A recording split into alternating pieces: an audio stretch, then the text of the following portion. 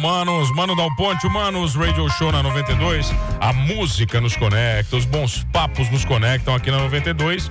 O jornalismo nos conecta, a comunicação sempre nos conecta. E olha, ela demorou pra vir, até achei que não gostava de mim, porque olha, o Fernando Choque convidou ela 100 vezes, ela não quis vir, mandou todo mundo no lugar dela. Agora ela tá aqui, agora não me escapa mais. Eu tenho o prazer de receber Marli Vitali, ela que é jornalista, doutora, coordenadora do curso técnico em multimídia e da graduação de jornalismo da SATIC. Marli, até que fim você veio, hein? Que prazer te receber, tudo bem? Obrigada, mano. Boa tarde pra ti. Pô, demorar, cara. Pois é, a gente gosta muito de bastidor, né? Esse negócio de estar na frente do microfone. Agora eu tenho uma função, digamos assim, né? Uma função mais ADM. Mais marqueteira. Então, não, mas eu ouvi assim, quando tava na assessoria de imprensa, nosso foco aí como jornalista, como assessora, é sempre colocar a instituição pra frente, assim, né? Você passou por tudo na SATIC já? O que você fez lá até hoje? Eu comecei dando uma aula. Quando trabalhava ainda no Jornal da Manhã, eu dava uma aula. Uma noite por semana, quando a Lise me chamou, dava aula de redação jornalística, substituindo a maravilhosa Andressa Fabres. Que estava saindo e ia assumir novos projetos, porque a Andressa sempre tem alguma coisa nova para assumir. Tem alguma coisa inventando, sempre inventa alguma coisa. E aí ela me indicou, a Lise topou, em 2008 isso. Tá, eu já sei o que aconteceu. Te convidaram para uma aula, depois no outro semestre te convidaram para duas. Não, pior que não. Foi uma aula de redação mesmo, até porque assim, o Jornal da Manhã, quem é da área sabe que trabalhar em redação de veículo é muito louco, assim. Então eu conseguia sair uma aula, aí deixava a Tati Longo, que era a minha coordenadora de redação, tocando lá, fechando o jornal aquele dia. E eu e a Karina também, a Karina Manarim, que era editora-chefe, né, executiva ali e tal. E aí eu ia dar essa aula, assim, né? Só que daí em 2009 eu decidi sair do Jornal da Manhã. Mas por quê? Não estava bem? Acabou já o ciclo? É que assim, ó, exatamente, acabou o meu ciclo. Eu sempre falo isso e falo isso pros alunos também, assim, ó, quando eu vou para um lugar e eu já não sinto mais aquele tesão, aquela vontade de dizer, cara, eu gosto de estar aqui, sabe? Sim. Eu gosto desses desafios, é a hora de pegar e dizer, tá na hora de ir embora. E aquela época foi. Tanto que foi uma saída muito legal, eu recebi uma placa do Amer, da direção. O Jornal da Manhã ele foi bem até que ano? Acho que 2014, 15 ali, mas eu me lembro ali daí. Quando eu saí, a gente tinha algumas questões ainda financeiras já que estavam batendo, assim. Eu lembro que a Karina, por exemplo, que eram os cargos acima do meu, assim, né? A Karina era editora executiva, a Carla, nossa gerente, o próprio Amer, assim, tinha alguns gestores que já estavam recebendo o salário um pouquinho atrasado. Não tinha chegado estava começando ali um processo de reorganização. E eles foram bem guerreiros, né? A equipe ali por muito tempo. Assim. Você ficou quanto tempo como editora? Foram 6 anos no Jornal da Manhã, 5 deles como editora. Cara, como é que você explica isso para os alunos? Porque os alunos de jornalismo, eles Como explicar o jornalismo antigo? Porque eles não vivem mais isso. Eles não sabem o que é a loucura de fechar o jornal 1h. Tem alguns ainda, porque, por exemplo, a gente tem o TN, né? Que ainda é o baluarte, né? Que temos aqui na região, é um impresso diário, assim. Mas explicar para eles, por exemplo, que eu antes, quando comecei, tinha que fazer entrevista ou presencial ou pelo telefone fixo, a gente não tinha smartphone, não tinha nada. Eles olham assim, às vezes, dizem, o que ela tá falando? Pô, mas eu mandava fax, cara. Os Elis eram no fax. No fax. A gente mandava fax da prefeitura, né? Trabalhei um tempo na prefeitura, na assessoria. Chegava bem, chegava qualidade. Sim. Caque Farias trabalhou alguns meses como nossa estagiária na prefeitura, mandando fax. Eu fazia clipagem. Clipagem de recortar o jornal e colar. Não sabe o que é isso, Maria, pelo amor de Deus. Gente, clipagem é tu selecionar o que saiu de conteúdo. Hoje a gente faz tudo online. Hoje é fácil, os programas fazem tudo automático, né? Quer dizer... Tem muita mudança. Até hoje a gente recebeu uma escola lá de Sombrio, eu estava falando sobre isso, assim, de quanto a tecnologia impacta na comunicação, né? De como a gente vê, e assim, tu tá falando de 2000, de 20 e poucos anos. Não, tô falando 2009, 2010 ali, que eu tava ali. Mas assim, esse aluno que tá entrando hoje, esse aluno, ele chega mais vadio, mais preguiçoso, menos criativo pela tecnologia ou não? Não, assim, a gente tem às vezes que estimular ele a ser mais ousado, porque daí ele tem tudo muito fácil, né? Ele consegue falar com uma pessoa que está do outro lado do mundo num piscar de olhos, assim, né? E aí eu brinco, né? Eu digo, gente, se deu alguma tragédia em algum lugar do mundo, vocês dêem uma pesquisadinha, porque tem algum catarinense, principalmente do sul, naquela região. Tem alguém com a camisa do Criciúma, né? Quase isso. Tá, é mais ou menos isso. É mais ou menos isso. E aí tu vai achar, e hoje tu consegue conectar e falar com as pessoas muito fácil, assim. Então o nosso desafio é mostrar para eles que sim, tem a tecnologia, ela é muito boa e ela deve ser usada a favor, não contra. Qual a coisa mais foda que você fez como jornalista, assim? Que você olha para trás e diz, caraca, velho, isso aqui nem eu acredito que eu fiz isso. Cara, assim, ó, tem algumas coisas que me encantam muito no jornalismo, que é essa oportunidade de conhecer sempre pessoas muito diferentes. Eu sou encantada pelo jornalismo, eu tô nele há quase 30 anos. Comecei na faculdade estagiando e batendo cabeça como todo mundo, ganhando salário ruim e aprendendo e tendo chefe ruim, e, né, enfim... algumas matérias me são preciosas, assim, não saberia dizer quais, mas uma que fez com que eu ganhasse o primeiro prêmio ASIC de jornalismo, por exemplo, foi em 2004. Eu estava começando, eu tinha entrado no Jornal da Manhã em 2003, e em 2004 o Lula foi assinar a ordem de início das obras do Trecho Sul. Caraca, e a gente foi lá pra Palhoça, e aí na volta eu digo, cara, como é que eu vou contar essa história? Né? Eu e Maurício Vieira. Tá. Na volta pegamos acidente na BR não duplicada, óbvio, né? Todo dia tinha 10? Tinha vários acidentes todos os dias. E daí eu lembrei de uma história que o meu pai contava, porque eu sou do interior da Fuquilinha, né? Lá da Sanga do Engenho.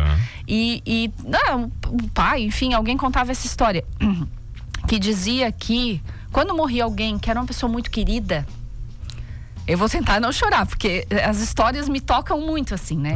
Quando dizia que era uma pessoa muito querida, chovia. A chuva vinha para ser algo que, como se lavasse aquilo, né? Um sentimento também de dor e de tristeza, enfim, de saudade. E naquele dia na BR, lá esperando o Lula, eles anunciaram que ele ia chegar e choveu. E aí parou. Ele não subiu no palco. Aí veio de novo, novamente, anunciar o presidente. Choveu de novo e ele não veio. Nas 3 vezes que ele foi anunciado, daí na terceira ele veio assim, tal, choveu. E na hora eu lembrei dessa história. Então, pra mim, aquilo era uma forma de lembrar de todas as pessoas que tinham perdido a vida naquela estrada danada. Caraca. E aí eu associei a isso, né? Você contou essa história? Eu contei essa história na matéria que eu escrevi no Jornal da Manhã. Você começa ela falando mais ou menos assim. Caraca, velho. E aí isso fez com que eu ganhasse o primeiro prêmio ASIC em 2004, sabe? 2005 ali. Na verdade, você estava simplesmente anunciando uma canetada, né? Uma coisa normal. Era. Então, é uma obra que demorou 900 anos para ficar pronta, né? Todo mundo sabe. Quando eu estava na SATIC já, em 2014, a gente fez um documentário especial sobre os 10 anos da obra que não tinha terminado ainda. Então, para ver como as histórias, né? A BR é uma história que tá muito presente assim na minha vida de jornalista. Ela, né, acompanhei assim, a assinatura, depois esse documentário, enfim. Toda a nossa movimentação, né, por ela. E hoje a gente esquece o que a gente passou, né? É verdade. A gente anda nela e você esquece. Né? Ninguém mais lembra. Sim, tá duplicada, tu não lembra dos perrengues, né? Pô, eu ia pra Floripa, saía sexta-feira 10 da noite. Meu pai morava lá, eu ia pra lá. Fiquei 2 anos fazendo isso. Nossa. Olha só essa loucura, sabe? Naquela BR de inferno, demora 3, 4 horas pra chegar. Não sei se tu lembra, mas quando caiu a ponte ali no Rio do Sanga. Não, eu tava na faculdade, na época. A gente tinha que desviar pelo inferno lá pra chegar no Demorava 2 horas a mais, tá gente, louco, estrada de chão, horrível. Pra você, o jornalista tem poder de mudar o mundo? Ou isso é muito utópico, sabe? Assim, essa é a maior verdade e a maior mentira que se fala do jornalismo. Cara, assim, eu não sei se ele tem poder de mudar o mundo, mas ele tem poder de tocar algumas pessoas e mudar pequenas coisas no mundo, talvez. E aí que é muito desafiador, porque a gente tem que entender esse papel do jornalista, né? De que forma que o meu trabalho impacta todos os dias na vida das pessoas. Como é que eu posso atuar de maneira mais correta, coerente, levando realmente informação de qualidade, não informação qualquer, assim, né? Então, assim, não sei se ele muda o mundo. E aí, isso que eu tento levar, às vezes, para os alunos, assim. Se a nossa matéria impactar uma pessoa que seja, se ela tocar, se ela ajudar uma pessoa, a gente já fez mais do que deveria, assim, mais do que poderia, sabe? Já cumprimos o nosso papel. E a gente tem N casos em que a gente consegue, com o trabalho de jornalismo, né, do comunicador, de quem está à frente do microfone ali, prestar um serviço incrível. Ô Marli, por que o jornalismo investigativo sumiu da nossa região, sabe? A gente não vê mais aquele jornalismo investigativo de revelações, principalmente a política. A política sofria muito com isso, né? Quer dizer, nós sofríamos com a política e revelamos a verdade. Por que isso tudo morreu? Eu acho que em alguns momentos o jornalista está muito acuado, né? Ele tem medo do que pode vir, ele se sente acuado com processos. Tem as próprias questões, assim, os meios de comunicação estão na mão de quem? Né? Quem que está por trás? Porque a gente discute o jornalismo como um quarto poder. Mas, de fato, não é o jornalista que tem esse poder, porque ele é mais um trabalhador ali. Quem detém o poder é o dono do veículo. Ele consegue articular, ele consegue fazer pressão ou afrouxar em determinados momentos aonde ele quer. Então, dizer que o jornalista tem um quarto poder é uma coisa muito relativa. E aí, às vezes, eu percebo isso, sabe? De que os veículos estão um pouco amarrados, estão atrelados a determinados interesses econômicos, políticos. E aí o jornalista não vai ter a liberdade para investigar. Mas a liberdade também não é uma utopia? Você poder escrever sobre tudo da forma mais ética e linda possível, isso também não é uma grande utopia? É quase algo inalcançável. Como é que se ensina isso para a faculdade? Porque eu imagino que muitas das figuras que acabam entrando, elas entram com ideologia. Sim. O jornalismo entra, né? Eu acho que muitas profissões tu tem que amar muito aquilo que tu faz, né? A nossa, ela tá sendo muito massacrada nos últimos tempos, então quem vai fazer jornalismo hoje é meio que um guerreiro. Já chega lá no... Eu quero, então assim, e a gente não quer acabar com a utopia. A gente discute muito isso, sabe? Dizer... Porque o veículo de comunicação, por mais que ele seja independente, enfim, ele também precisa se sustentar. Não dá pra gente viver só de amor. Então, tem que encontrar equilíbrios financeiros para ele poder se manter. E aí eu lembro de tempos do Jornal da Manhã que a gente tinha discussões sobre isso, né? O Amer, quando o Amer era nosso diretor comercial, ali, gerente geral e tal, e o Amer várias vezes lembra que a gente teve uns embates ferrenhos, assim. Então tinha momentos que a gente cedia um pouco e recuava, mas tinha momentos que ele também cedia porque entendia a necessidade da notícia. A eterna briga da redação e comercial. Comercial. Não tem jeito, né? Não tem como. Os dois são amigos e inimigos ao mesmo tempo. Exato. E aí eu dizia, Amer, a redação é o coração do jornal. Se tu não trabalhar bem isso, tu não tem produto. Porque se tu não tiver um produto de qualidade, uma boa notícia, né? Que o público tenha seriedade naquilo que ele tá vendo, dificilmente tu vai conseguir vender. E como é que você lidou a sua vida inteira com colunistas? Criciúma, tu tá rindo, né? Tá rindo que eu sei como é que é. Eu já lidei também. Olha aqui, a nossa cidade se fundamentou nisso. Nós temos nomes maravilhosos, nomes que escreveram história. Sim. Então é até hoje. Né? A Zuzu tá aí, o Ney tá aí. Poxa. Dona Beverly era nossa colunista maravilhosa. A Dona Beverly, a Zuleide Herman, a Zuleide Fernandes. A Dona Zuleide Fernandes, meu Deus. O próprio Murilo, quer dizer, grandes figuras, assim. Passaram todos. Mas essa proporção, a mesma proporção de sucesso era uma proporção de incomodação? Como é que você lidava com isso? Em alguns casos, sim. Em alguns casos a gente tinha que lidar, assim, com situações bem complexas. O caso do colunismo social em Criciúma, ele é uma coisa bem pitoresca, né? Porque tinha dias que a gente achava que tinha muito mais colunista no jornal do que matéria jornalística. E era uma briga que às vezes a gente, como é que não é mais um colunista? Enfim, a nossa sociedade gosta muito de se ver, né? Sim. Ela é muito... como é que eu vou dizer? Narcisista, ela é muito narcisista, é bonita essa palavra. Então, e assim, tinha alguns que eram perfeitos, maravilhosos, sempre mandavam tudo muito cedo e tal, e tinha alguns embates que a gente tinha ali com alguns que mandavam mais tarde. As mudanças tecnológicas também foram difíceis para alguns aprender a lidar, assim. Mas no final das contas tinha algumas relações engraçadas. Mas, por exemplo, assim, vamos lá. Antes quero mandar um abraço, a gente continua, nosso querido Marco Signo tá mandando um abraço para você, mano. Marlene, excelente pessoa e profissional.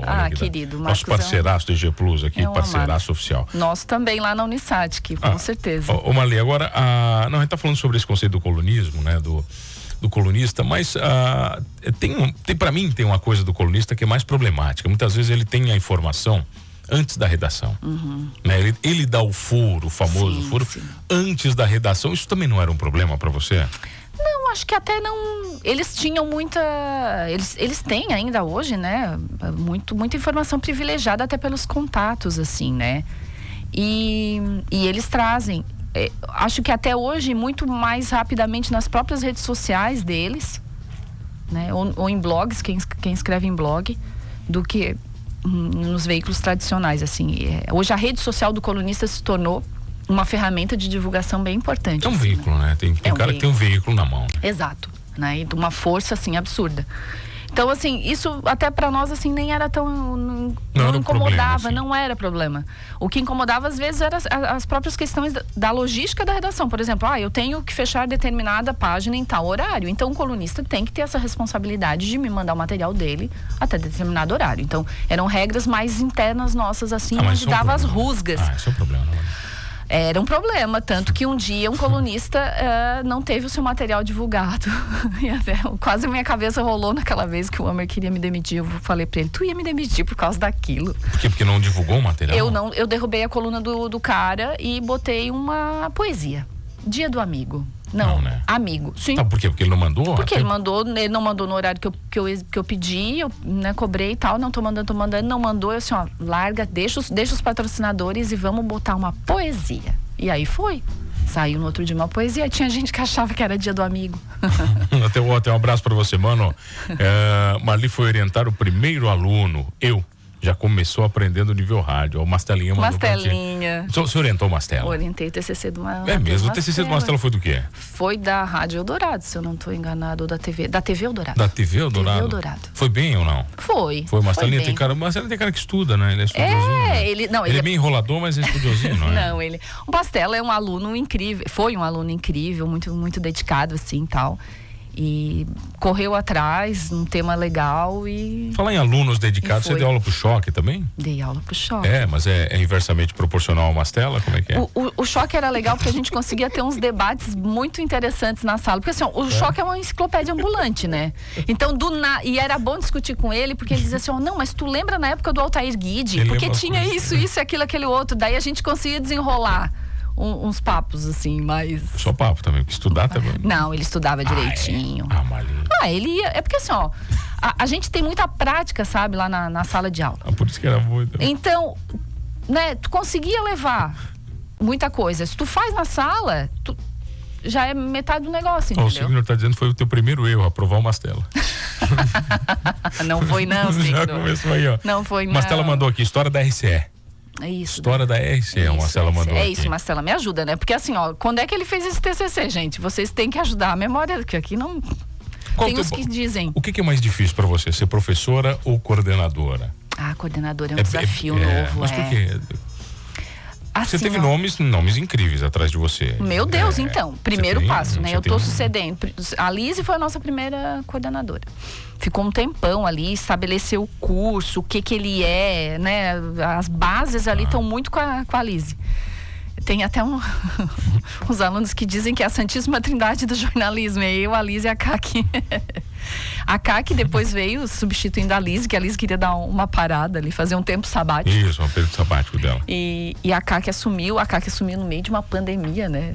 O Carlos, nosso reitor, até diz, né? Lise, tu sabia que no ano seguinte ia ter pandemia? Porque a Lise termina 2019. Encerra o ciclo dela como coordenadora em 2019, antes da pandemia. E aí a Kaki assume já pegou a bucha. Uma bucha desgraçada, né? Pandemia, aula online, todo mundo louco. Ali. Foi bem infernal. Você falou da Kaki, falou desgraçado. Eu lembro de uma história, que não é a Kaki desgraçada, não tem nada a ver. A Kaki no ar sempre foi muito polida. Né? Ela sempre foi muito polida, isso eu já contei pra você.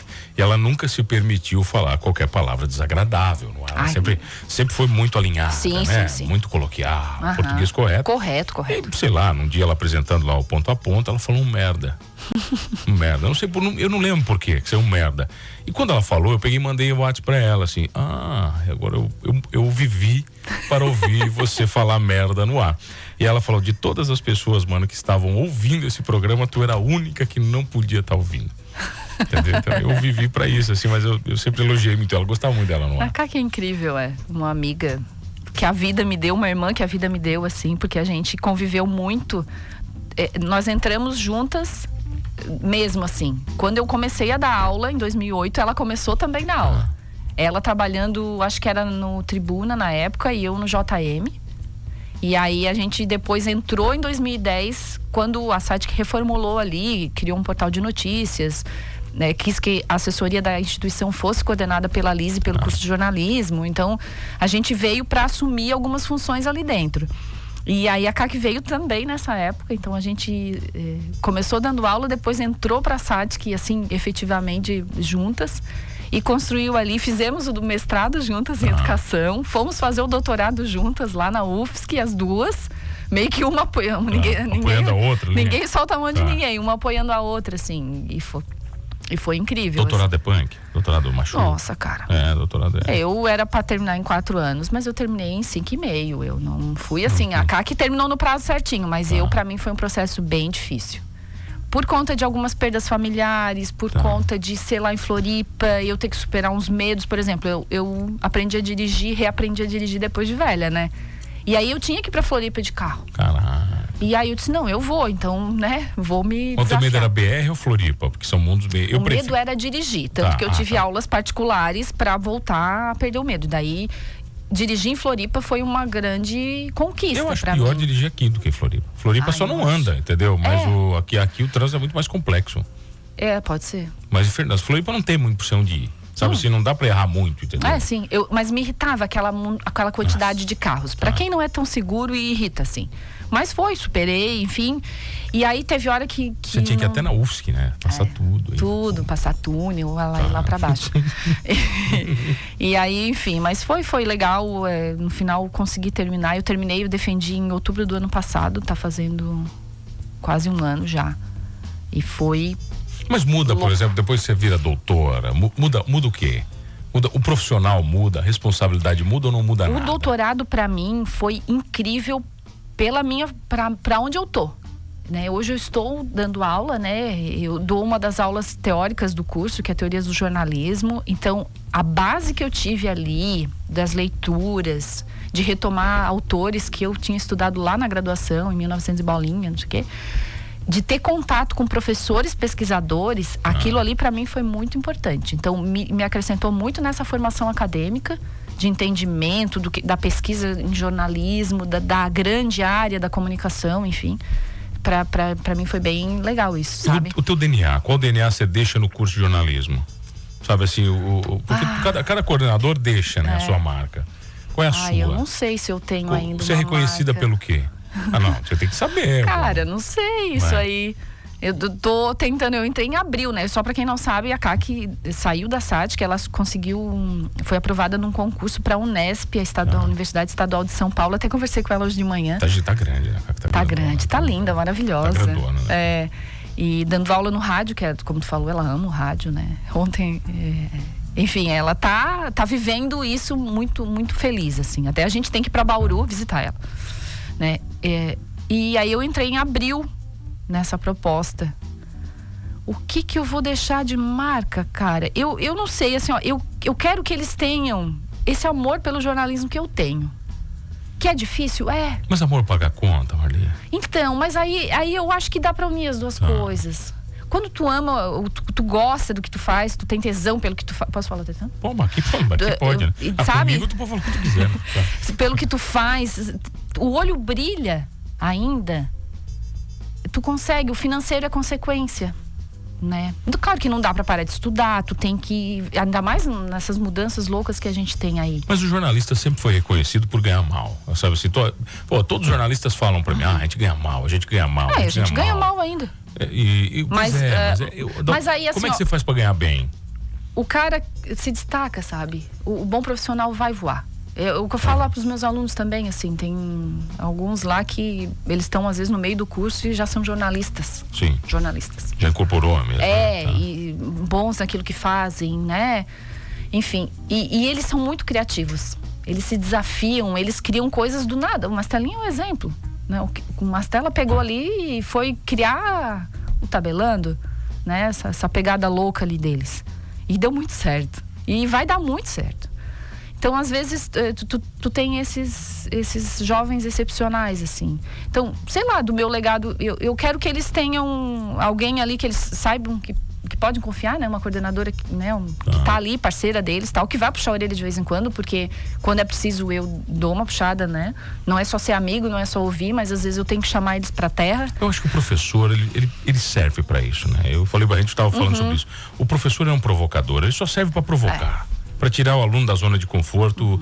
E não sei pra você, pra mim, Mali, o aluno tem que acabar o curso achando que o curso não foi suficiente.